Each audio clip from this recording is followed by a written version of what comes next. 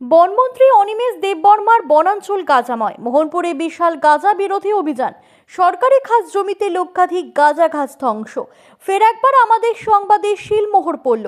বনমন্ত্রী অনিমেষ দেববর্মার বনাঞ্চল গাঁজাময়। এবার যৌথ অভিযান মোহনপুরে। ধ্বংস করা হলো প্রচুর গাঁজা গাছ। বনমন্ত্রী ও তার বন দপ্তর শীত ঘুমে। ফের একবার গাঁজা চাষের বিরুদ্ধে বড়সড় সাফল্য পেল আইন শৃঙ্খলা রক্ষাকারী বাহিনী। মোহনপুর বিধানসভার নোয়াগাঁও এলাকায় আজ ভোর থেকে চালানো এক যৌথ অভিযানে ৪৫টি প্লটে গড়ে ওঠা লক্ষাধিক গাঁজা গাছ ধ্বংস করা হয়েছে। এই অভিযানকে ঘিরে গোটা এলাকায় ব্যাপক চাঞ্চল্যের সৃষ্টি হয়। পুলিশ প্রশাসন সূত্রে জানা গেছে, বিএসএফ, টিএসআর, ফরেস্ট দপ্তর এবং মহকুমা পুলিশ আধিকারিকের নেতৃত্বে একটি শক্তিশালী যৌথ টিম ভোর ৬টা থেকে অভিযান শুরু করে। সবকটি গাঁজা বাগানই সরকারি খাস জমিতে গড়ে উঠেছিল বলে প্রাথমিক তদন্তে উঠে এসেছে। অভিযান চলাকালীন গাঁজা চাষিদের তরফ থেকে বাধা দেওয়ার চেষ্টা করা হলে পরিস্থিতি নিয়ন্ত্রণে আনতে আরক্ষা প্রশাসনকে ফাঁকা গুলি চালাতে হয়। এর জেরে গাঁজা চাষিরা পিছু হটতে বাধ্য হয় এবং নির্বিঘ্নে অভিযান সম্পন্ন করা সম্ভব হয়। এই অভিযানের পর বন দপ্তরের ভূমিকা নিয়ে নতুন করে প্রশ্ন উঠতে শুরু করেছে।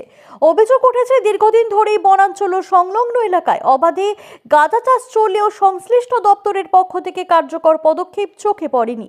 বিষয়টি নিয়ে রাজনৈতিক ও প্রশাসনিক মহলেও আলোচনা তীব্র হয়েছে।